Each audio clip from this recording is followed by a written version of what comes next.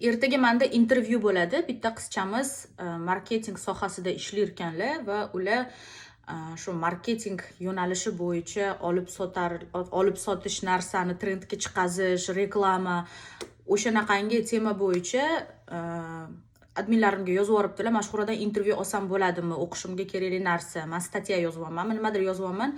O'shanga shu narsa kerak bo'ladi deb murojaat qilibdilar. Birinchidan rahmat, xursandman. Meni успешный biznesmen deb ko'rganingiz uchun. O'shaning uchun shu narsa, o'zi bu narsani ko'p marotaba mendan qizlar so'rashardi. Bepul sizlarga mana YouTube'da bilmayman qancha minutlik bu video bo'ladi. Hech qanaqa pulingiz kerak emas. Hozir hammasini sizlarga balkim bir ikkita maslahatlar beraman, biznes ochmoqchi bo'lsanglar. Mashhur kosmetik uz do'konini egasiman. Do'konim onlayn do'kon deylik. Har doim do'kon desam qizlar qayoqda deb so'rashadi-da. Menda onlayn biznes qizlar.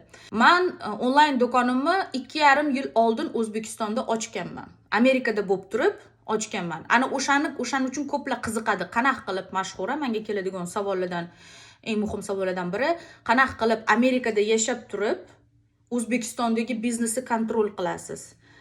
Nimadan boshlangan? Qanaqa qilib bu shu darajada katta do'konga aylanib ketdi?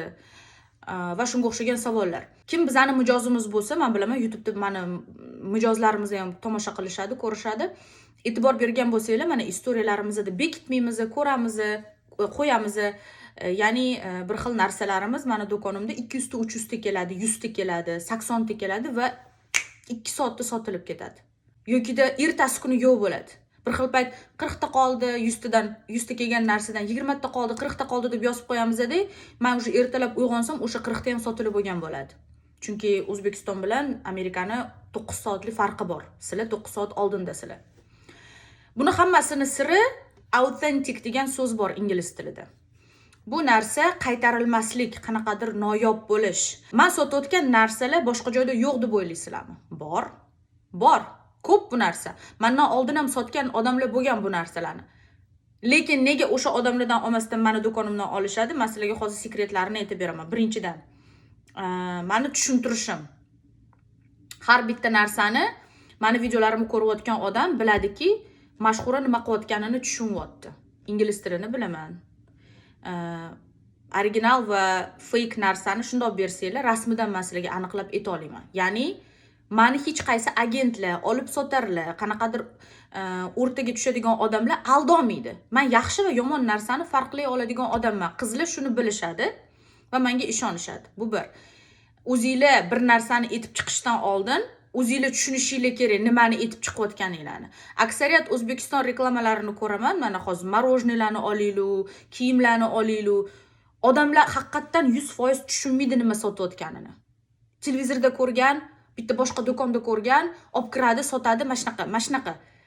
Nimaga odamlar menga ishonadi? Chunki ular tushunadi, men nima deyotganimni o'zim tushunib turibman. Ya'ni narsalarni farqlay olaman, keyin Amerikada yashashim. Ular biladiki, shu meni to'g'ridan to'g'ri brendlarga dostupim bor. Men bu narsalarni do'konma-do'kon yurib, bu darajaga yetish uchun ancha-muncha ish bo'lgan oldin. Prosta hech kim buni ortda bo'lgan ishlarni hisobga olmaydi-ku yoki ko'rmagan-ku. Men har bitta yurgan qadamimni qo'ymaganman-ku ijtimoiy tarmoqlarga. Sizlarda birinchi o'rinda g'oya bo'lish kerak. G'oyasi bor odam hech qachon ko'chada qolib ketmaydi. Amerikada biznesmenlar, puli bor odamlar, o'sha g'oyasi bor odamlarni qidirib yuradi. Meni pulim bor, lekin menda g'oya yo'q. Qanaqa qilib o'sha pulni aylantirsam? Menga g'oya kerak. Ana o'shani sizlarga aytdim. Menda har doim g'oya bor va men ham odamman, robot emasman. Bir xil payt emotsionalniy выгорание degan so'z bor rus tilida. Bu degani bizda motivatsiya yo'qoladi, hech narsa qilgimiz kelmaydi. Bir xil payt odam charchaydi. Men 3 yildan bir blog olib yurgan bo'lsam, hozir Instagramdan ko'yniman deydigan odamman. Agar menga qo'yib bersanglar, do'konim bo'lmaganda, reklamalardan bir ikkisim pul tushib turmaganda, vobshe hozir Instagramni yurg'izmagan bo'lardim. Meni уже qiziqishim qolmagan Instagramga, va to'g'risini aytaman sizlarga. TikTokga ham, YouTube'ga ham qiziqishim qolmagan. Menga odamlarni o'zi motivatsiya beradi. Ya'ni qanaqa motivatsiya? Mashhura mana temani ko'tarib chiqing. Men buni biza ayting. U yoqda bo'layotgan narsa, men shunaqa odamman. U yoqda bo'layotgan narsalarga bundoq o'tib keta olmayman. Gapirib chiqishim kerak. Liderskaya pozitsiya deydi-ku, men bir umr shunaqa bo'lganman. Har doim gapirgan odam bo'lganman. Ana o'shaning uchun ham balkim men haligacha shu bilan shug'ullanyapman. Chunki jim tura olmayman, har doim gapiraman. Har bitta sohada ishlaganimda, raqs sohasi bo'ladimi, marketing sohasi bo'ladimi, kichkinaligimdan hatto ota-onam bilan ham birorta nohaqlik bo'lsa, hech qachon chakagimni o'chirib o'tirgan qiz bo'lmaganman. Har doim qo'rqmasdan, kim meni to'g'rimda turganidan qat'iy nazar qo'rqmasdan gapiradigan odam bo'lganman. Ana o'sha xislatim uchun ham ko'plar meni shaxsiy brendimga ishonadi. Qaranglar, agar yangi biznesmen bo'lsanglar, pulinglar uncha ko'p emas, endi birorta biznes boshlamoqchisizlar, bu juda ham qiyin. Nega?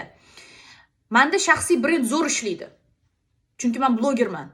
Men birinchi do'kon ochib, do'konim orqasidan mashhur bo'lmaganman. Yo'q, kimligim orqasidan mashhur bo'lib, keyin o'zimni shaxsiy brendimni biznesga yo'naltirgan odamman.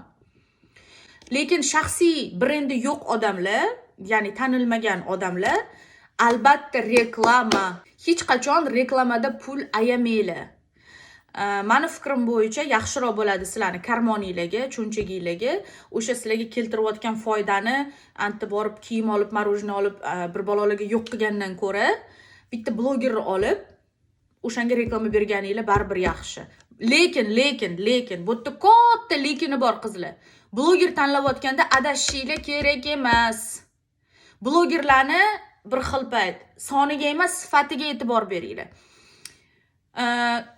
Подписчики birinchidan nakrutka bo'lishi mumkin. Prosmotrlariga, kommentariyalariga e'tibor beringlar. Uni kommentariyalarida qanaqa odamlar o'tiribdi? Qanaqa narsalar yozishyapti? Ongi pas, qanaqadir so'kinadigan odamlar ertaga sizlarni tovaringlarni tushunadimi? Agar shunaqa odamlar kommentariyasida o'tirgan bo'lsa, shunaqa odamlar unga obuna bo'lgan bo'lsa. Yokida o'qimishli, o'zini tutib olgan, yaxshi, bundoq aqlli odamlar obunasidami? Ko'ringlar, e'tibor beringlar bu narsa, chunki blogerlar $1000, $700 pul yetishadi bitta istoriyaga. Bu katta pul. Hatto men uchun katta pul, qizlar.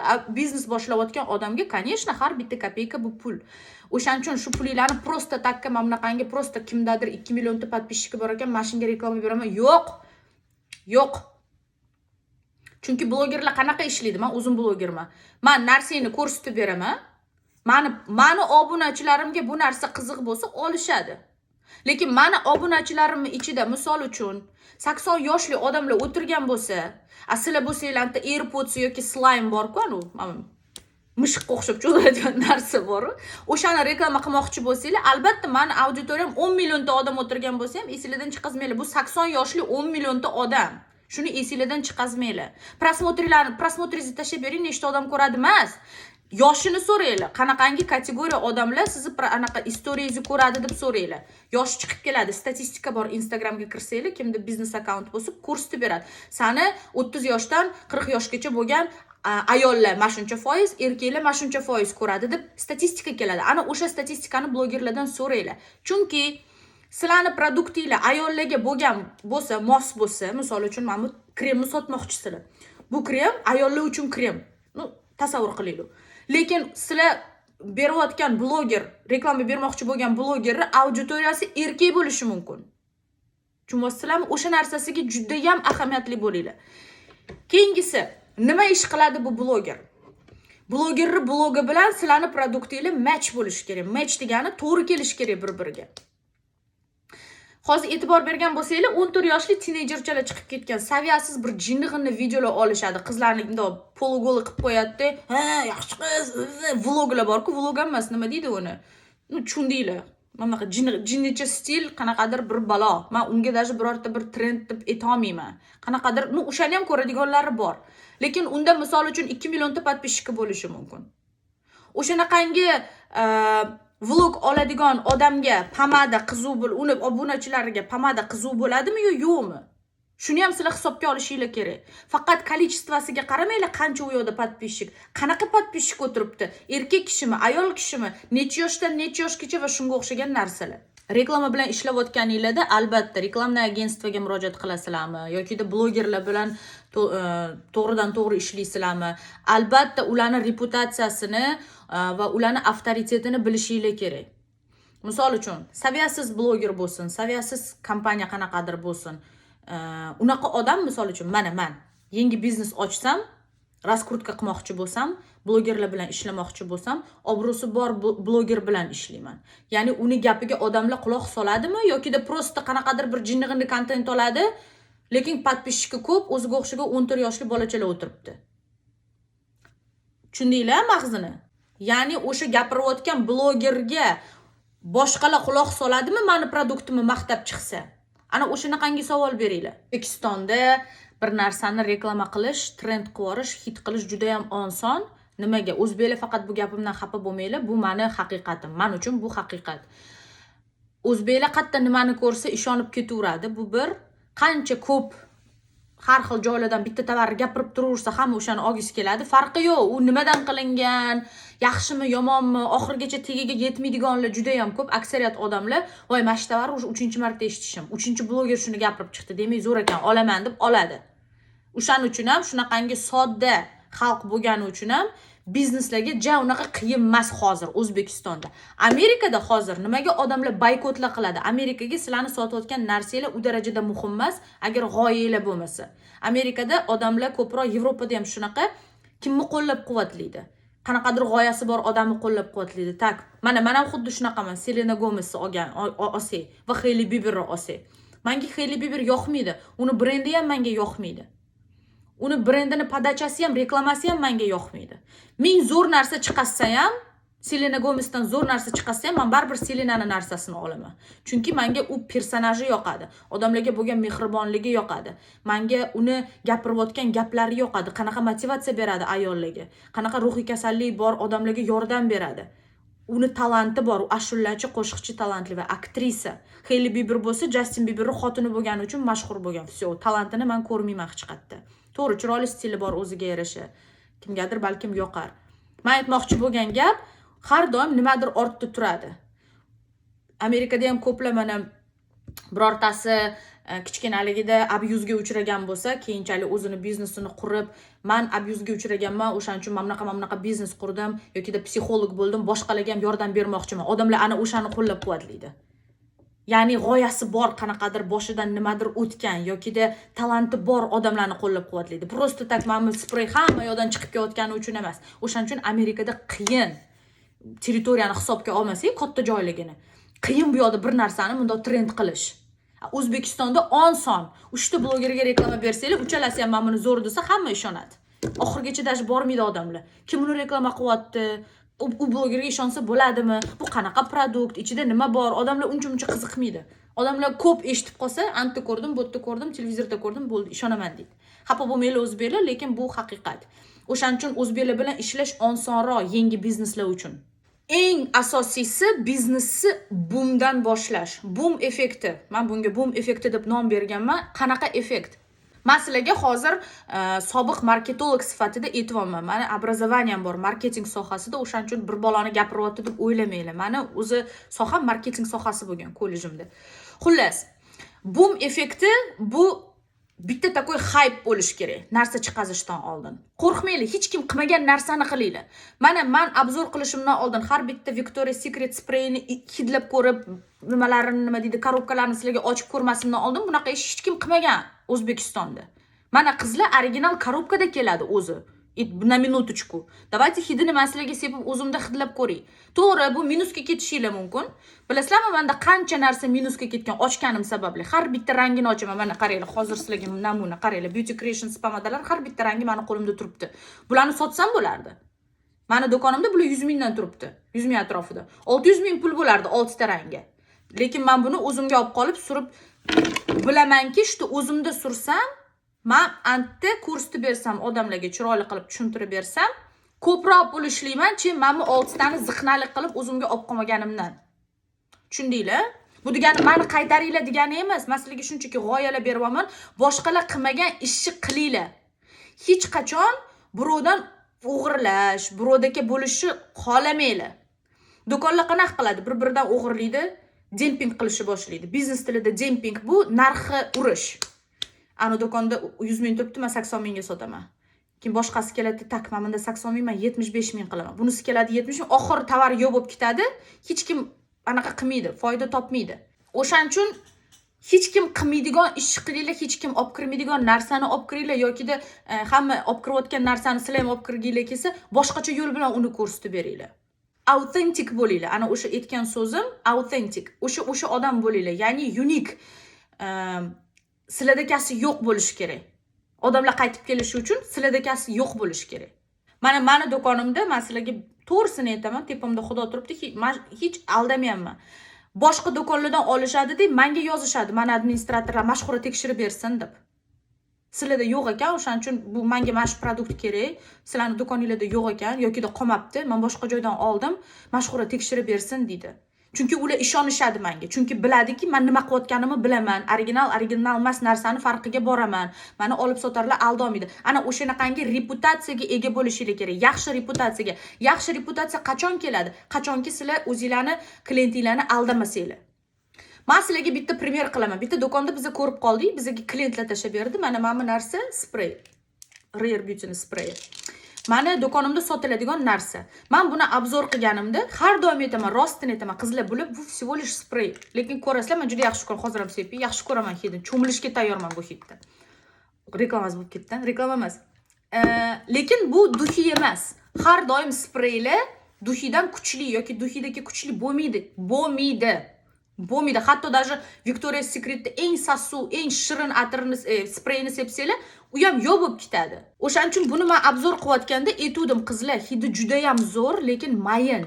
Ya'ni sizlarni birortasi juda ham yaqin turish kerak yoki sizlarni quchoqlasa, ana o'shanda keladi hidi. Agar bunda duhidagi sepib ko'chada yursam, hammaga kelsin desanglar, bundan kelmaydi, kutmaylar degan edim. Ya'ni odam sizlarga bunisi ikkinchi varianti, yangi varianti, sal kuchliroq. Eski varianti bundan anaqa slabroq hidi eskisida. Bu yengisi sal kuchliroq. No baribir duhidagi emas. Bitta do'konnikini bizga tashlashyapti. Mana bu do'kon aytayaptiki 24 soat turib beradi bu, javob beramiz deb yozib qo'ygan. Bu mutlaqo yolg'on gap.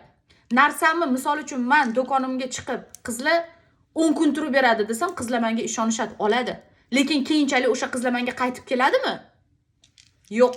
Mashhura menga 10 kun turadi degandi, lekin bu 10 kun turmadi. 2 soatdan keyin hidi yo'q bo'lib ketdi deb kelmaydi boshqa.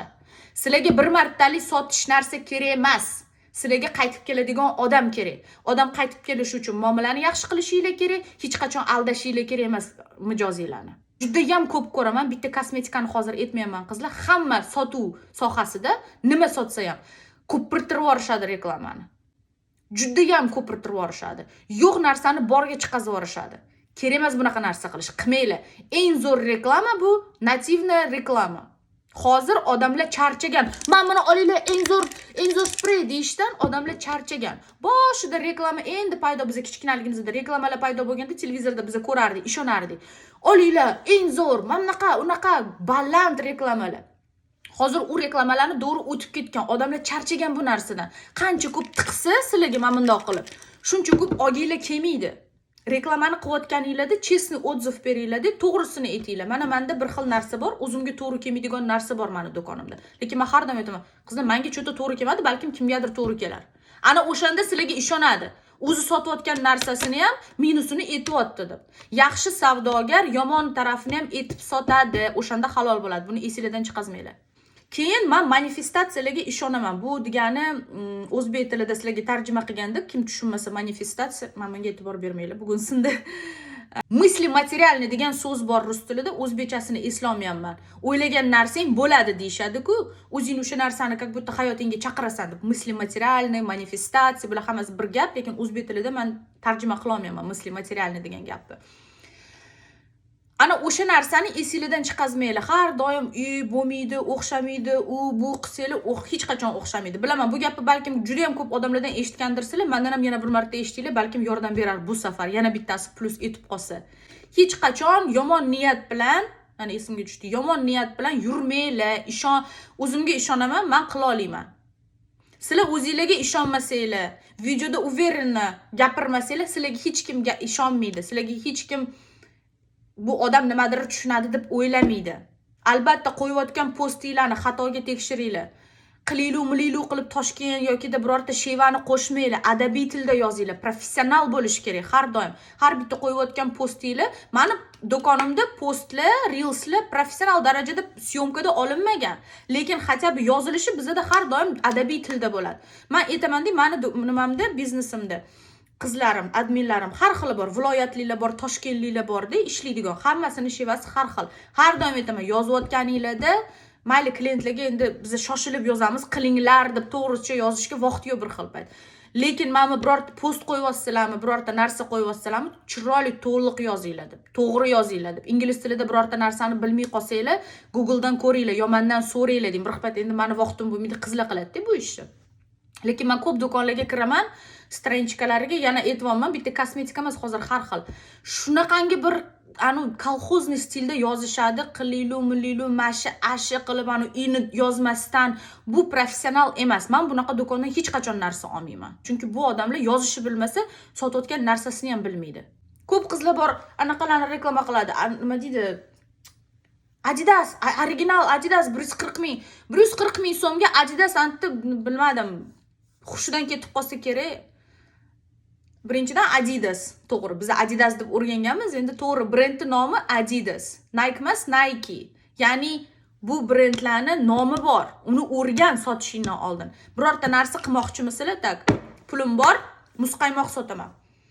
Hech kim qilmagan ishni mashhuriyatda o'shani qilaman. Tak, kim qanaqa muzqaymoq sotmayapti? Afrikaning muzqaymoqini hech kim sotmayapti ekan. Men Afrikadan muzqaymoq olib kelaman. Bitta Afrikadan olib kelib muzqaymoq sotishinglar bu nima ishni qotirib qo'ydinglar degani emas. O'sha narsani birinchi o'rganinglar. Elementarni nomini to'g'ri etishi, u muzqaymoq qanaqangi sharoitlarda chiqyapti, u muzqaymoq yaxshimi, uni narxi O'zbekistonga to'g'ri keladimi kargo pargosidan keyin, nalog palog to'lab, oylik tarqatganingdan keyin o'sha narsani ham e'tibor beringlar. Bitta anaqa deb uchib yurmanglar, hisob kitobi bor hamma narsani. Men ko'rib turibman, kiyim sotadigan do'konlar, hatto brend nomini to'g'ri talaffuz qila olmaydigan do'kondan men hech qachon narsa olmayman. Ular o'zlari bilmaydi nima sotayotganini.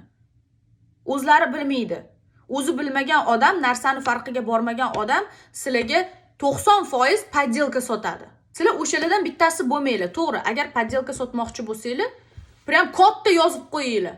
O'sha narsa bilan boom effekt qilinglar. Ana o'sha sizlarga yana bitta g'oya. Bizani do'kon faqat poddelka sotadi. Kimga yoqsa olinglar. Ana o'shanda odamlar oladi, tayyor. Chunki u odamlar ertasiga kelib keyin bir bolalar yozib, asabiylarni buzib ketmaydi. Sizlar boom qilasizlar poddelka narsa bilan. Poddelkalar tiqilyotibdi. Даже mana artistlarning sumkasini 90% artistlarning sumkasini bundoq qarasam, poddelka taqib yuribdi. Men даже videoda ko'ra olaman-da poddelkani. Bir xil payt to'g'ri, shunaqangi Xitoy qilib qo'yadiki, отличать qila olmaysizlar. Lekin bir xillariniki shu darajada ko'rinib turadi, voy, pipez deysizlar-da. Ya'ni aytmoqchi bo'lgan gapim, qo'rqmanglar, katta boom effektini beringlar.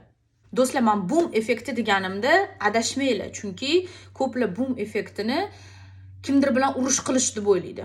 Hozir birortasi bilan urushib ketaman, buni ijtimoiy tarmoqqa olib chiqaman, odamlar podpiska tashashni boshlaydi, prosmotrlarim ko'tariladi va hokazo. Esingizdan chiqazmanglar, agar biznes uchun bu narsani qilayotgan bo'lsangiz, hech qachon ishlamaydi. U odamlar sizlarga nimaga podpiska tashadi? G'iybat uchun. Ya'ni u kategoriyadagi odamlarga sizlarning produktingiz keyinchalik qiziq bo'lmaydi. Unaqa odamlarga faqat urush janjal kerak. Urush janjali to'xtatdinglarmi, no, cho'ta menga yoqmayapti, zerikarli bo'lib qoldi deb podpiska qiladi. Nimaga deb o'ylaysizlar, mana blogerlar do'kon ochganda, o'zini yoki biznesini, restoran, kafe bir balosini ochganda ochilish marosimi qiladi. Ana o'sha boom effekti uchun.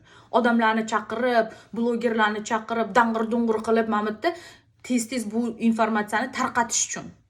Chunki hozir birorta brendni, birorta biznesni noldan boshlab raskrutka qilish juda ham qiyin bo'lib ketgan. Juda ham qiyin. To'g'ri, blogerlarga oson, ularda tanish bilishchilik bor.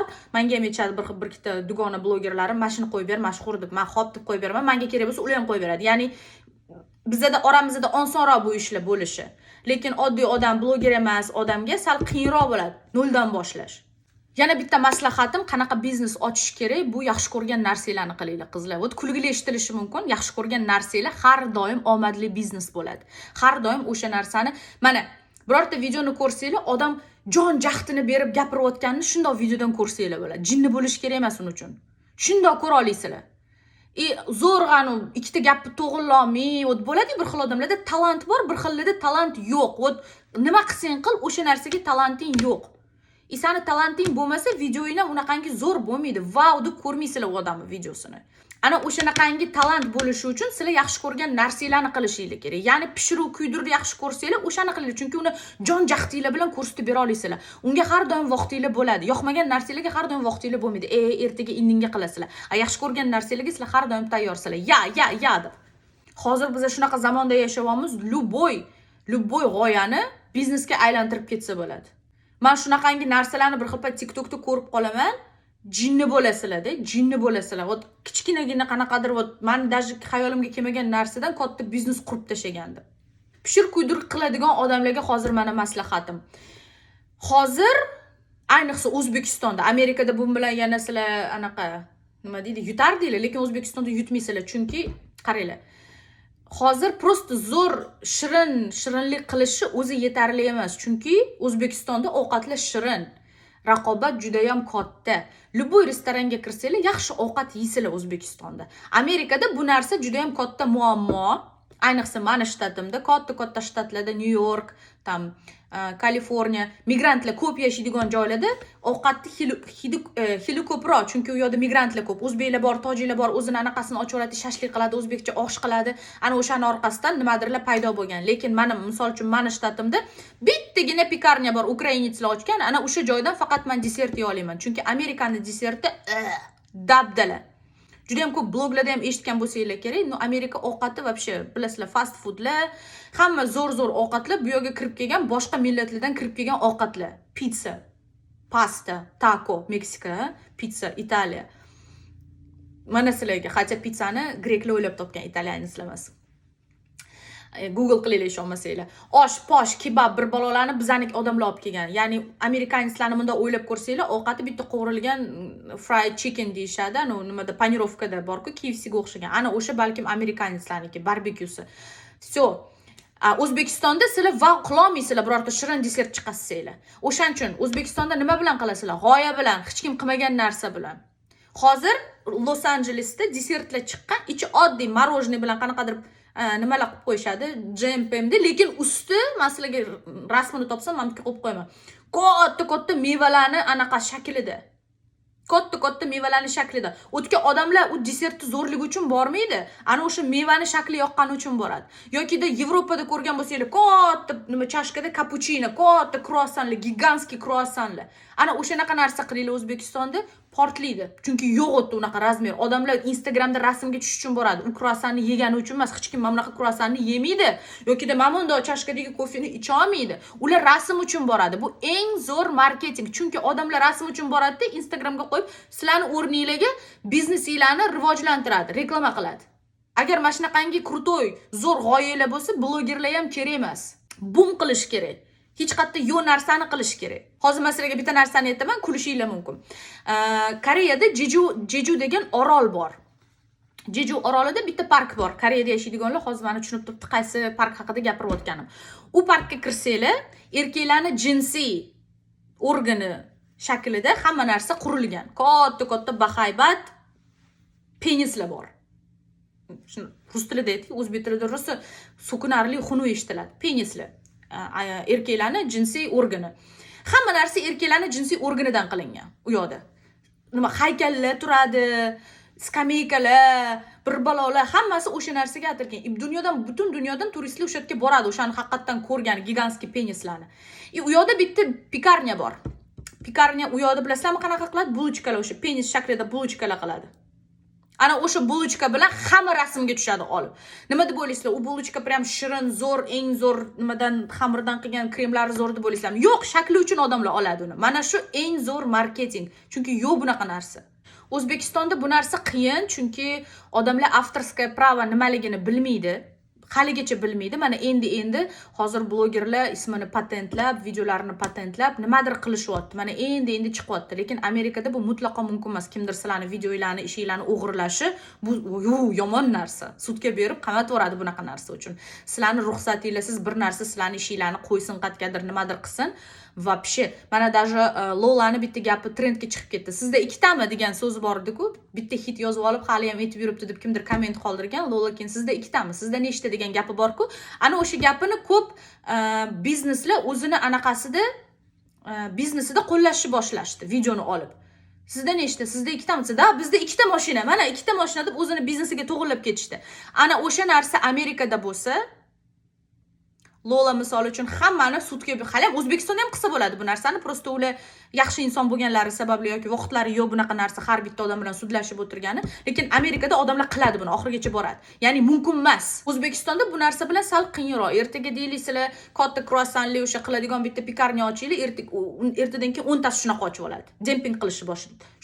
Shunisi yomon, katta bitta minusi O'zbekistonda bitta biznes qurish emas, biznesni ushlab turish keyinchalik. Biznesni ushlab turish uchun nima kerak? Yengilliklar. Yana o'sha temaga qaytib kelyapmiz, ko'rdinglarmi? Yengilliklarga.